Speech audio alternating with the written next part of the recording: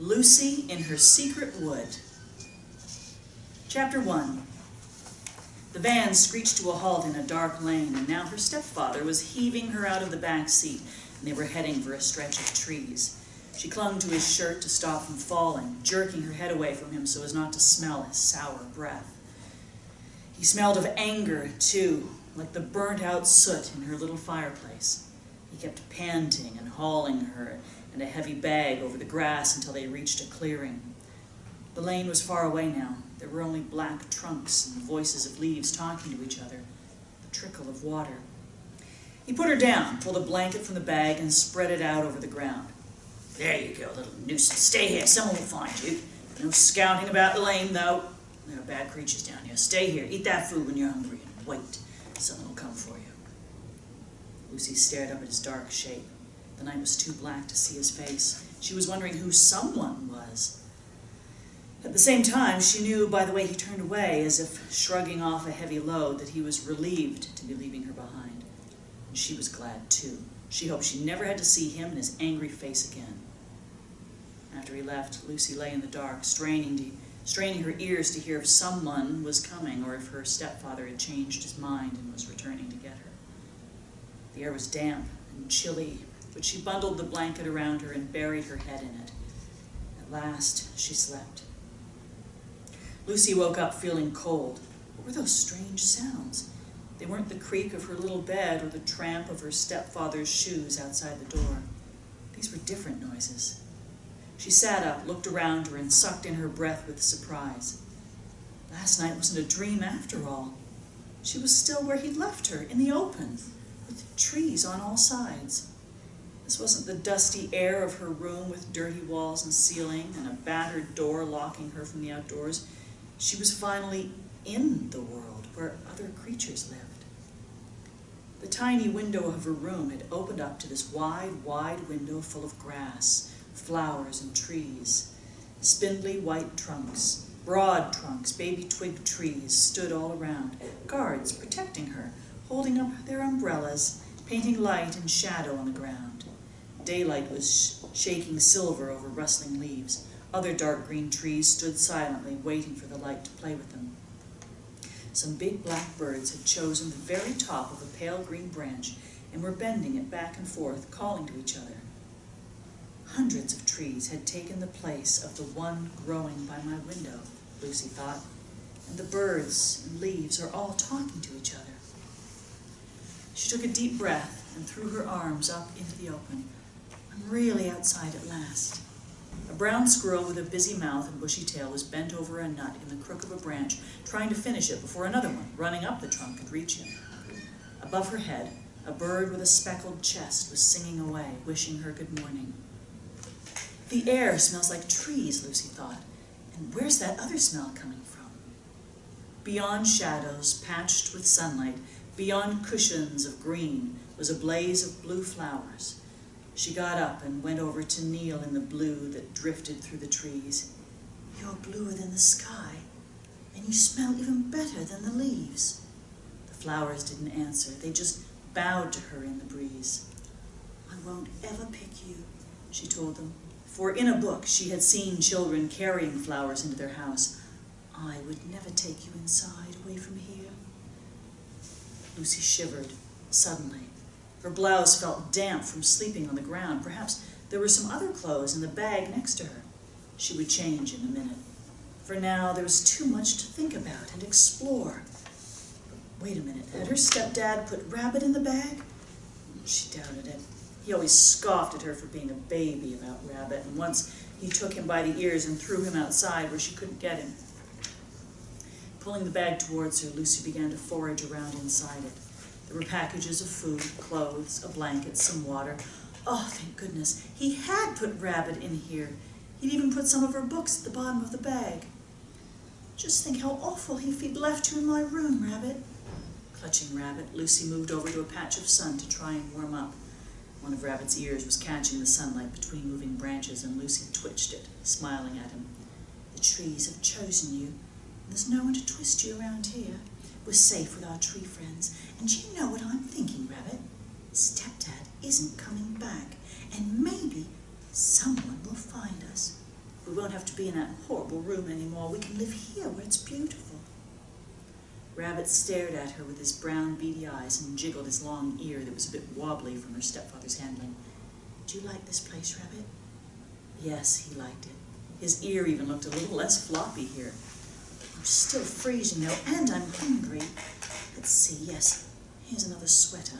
I'm going to take off this wet top and then we're going to eat something. Lucy began to look around for a dry place for their picnic. Everywhere was pretty damp, but here was a sandy area under a white trunk, perfect for sitting. She grabbed one of the packages out of the bag and plopped herself and Rabbit down under the white trunk. The package contained a large slice of bread, some ham, and a piece of cheese. Lucy devoured it all, but now she was thirsty. Oh, thank goodness there was a flask of water in the bag. But what would she do when she ran out? Never mind. There's sure to be loads more water down that slope. I'm going to look in a minute, Rabbit, but before we do, I need to think about where we're going to spread this blanket for tonight. It's too hard here. All that velvety grass is nice and soft, but it's damp. We can't make our bed here. Just as she was saying this, the wind made a creaking noise behind her. Lucy turned and saw an old tree with an enormous trunk waving its branches at her. Part of the trunk was black, as if a fire had curled up and split the wood all the way to the first branches. There was a crack at the bottom wide enough for her to squeeze through. Lucy walked over and crawled into the trunk's hollow. It smelled woody and old.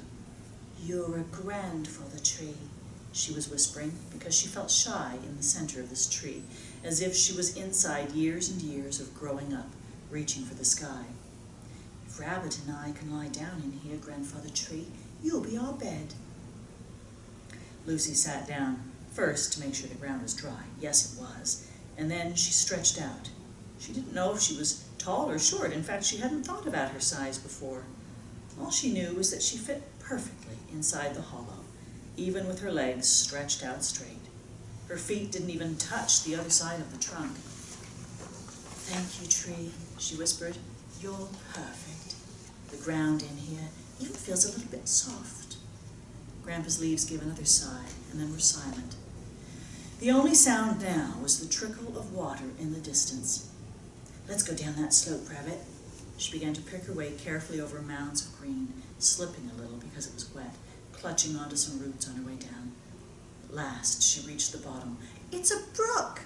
The stream was narrow and moving with little spurts of white over stones. Where it rushed or twirled around a rock, it sang as if to say, I turned round that one, now I'll be quiet. Now watch me change my water into foam. We're watching you, brook. Oh, look at that fish! I'm going to climb over there to see it closer. Lucy took off her socks and, carrying Rabbit, climbed onto a small rock nearby. How slippery it was! Her arms flew out, and poor Rabbit landed in a gushing part of the brook and began traveling away from her. Rabbit! She screamed. Rabbit, stop! But Rabbit kept on going. Lucy knew she couldn't reach him. She couldn't go faster than the stream, especially in her bare feet on slippery rocks. He would disappear, and what would she do without him? She began to cry. Oh, Rabbit, Rabbit! Brook, how could you be so cruel? Stop right now! Just at that moment, the swish of water carrying Rabbit went around a rock, and he was wedged between two stones. Sobbing in fright that he would take off again, Lucy began to pick her way towards him, slipping and sliding, cutting her toe on a sharp edge. At last, she reached him. Are you all right? Oh, you're soaked, but you're not drowned. Thank you, Brook, for saving Rabbit. You saved him. I know you did. Brook kept on singing in his ripply, happy way, pretending to ignore her, but Lucy knew. Brook could work magic. Lucy climbed back up the bank and sat under the white trunk to recover a little from her fright. Perhaps she'd slept very late that day, because already the light was getting dimmer and the patches of sky between the leaves weren't as bright. She hugged her Rabbit closer and shivered. She told herself she wasn't scared of anything now her stepdad was gone, but the thought of darkness terrified her. In her room, she sometimes couldn't even see the light square of her window. There was only charcoal black smothering her. If only she could have turned on the light, but stepdad would have noticed it under her door and come in to turn it off.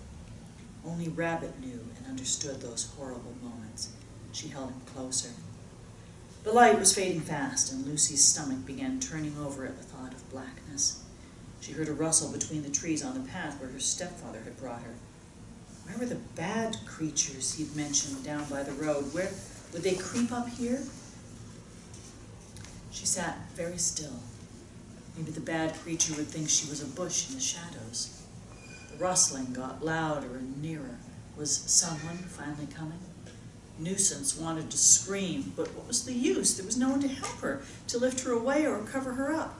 Her heart bumped so violently that Rabbit's head moved back and forth on her chest. Then she had an idea. Perhaps she had time to crawl into Grandpa Tree's hollow. Very slowly, Lucy crawled towards the old tree. The soft green under her knees cushioned any noise she made, and Grandpa opened up his lap for her to scramble in. From here, she could peer out. A head with eyes came out from the branches and stared in her direction. But it wasn't her stepdad or someone coming to take her back, not even a human head. The creature came out some more, and she saw it was a mother deer, without antlers, with large brown eyes, long lashes, and spindly legs that sank into the ground's cushion. The deer was listening, ears pointed towards her, and then, as if to say Lucy could stay where she was, she stepped carefully down to the brook. Lucy heard her tongue splashing up the water. "How beautiful she is," Lucy whispered. "And she's all alone, like you and I, Rabbit. She has no father or mother, no baby, no one to take care of her. She comes out at night time to tell us not to be afraid. I'll call her Alone. Perhaps she'll come every evening, so we won't be scared." Alone stayed by the brook for a while. Then she climbed back up and stared at Lucy from between the leaves before disappearing. Night was almost here, and Lucy knew she should get ready for bed while she could still see. She dug into the bag and pulled out the other blanket, then arranged it in Grandpa's hollow. She spread it out so she could put her head by the opening. His split would be her window. Next, she brought in her books, just to make herself more at home. As she settled herself and Rabbit under the blanket, she made a big wish that the sky would stay bright enough and not smother her with darkness. A slight wind stirred the branches, and it got a little colder, but the blankets and Grandpa's wooden body kept Lucy and Rabbit warm. She heard scratching noises, the kind rats had made inside the walls of her room, and she started to get scared, but then she remembered Alone, her body the color of sunrise, her eyes full of the wood's shadows that were saying, "Yes, shadows and darkness will come, night creatures will come, but light will always follow." Lucy thought about Ripley Happy Brook pretending to ignore her, about Alone who stopped her night fears, the flowers that stretched between trees up into the sky. After days and days of being closed in, she was finally in an open place where magic was everywhere, in the air, the ground, the water, even in Lucy. Her body began to relax. She looked out at the night, into blackness she feared, and there in the sky were millions of tiny candles flickering, smiling into her face. She'd never seen stars. In her room, she'd been too afraid to step out of her blankets and look out the window. These stars, peering at her between leaves, were telling her, "Welcome to nighttime, little girl. If you dare to look into the dark, you'll see fairy lights flying to the moon." Lucy and Rabbit slept more soundly that night than ever before.